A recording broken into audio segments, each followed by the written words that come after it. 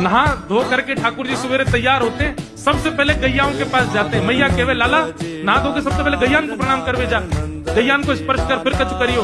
ठाकुर जी गैयाओं को प्रणाम करने जाते हैं। जैसे ही देखते हैं कि कोई गैया बैठी है तो ठाकुर जी कहें अरे अरे मैया या गैया को आलस आ गयो, या को आलस दूर कर दूं।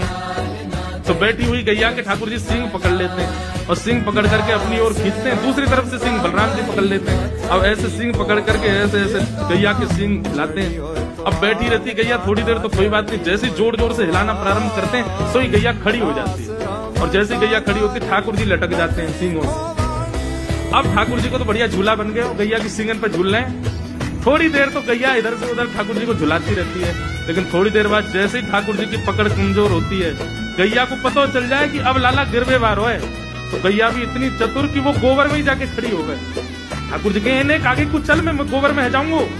गैया कि ना अब तो मैं यही खड़ी रहूंगी, तुम गोबर में ही गिरो। और सोई ठाकुर जी को हाथ छूट जाए, मैया मैया बचाइयो, देख जे गैया मुझको गोबर में फेंक रही है। अब मैया जब तक बचावे आवे तब तक तो लाल जी के हाथ छूट जाए और ठाकुर जी गले गले तक गोबर के ढेर में जाके गिर जाए।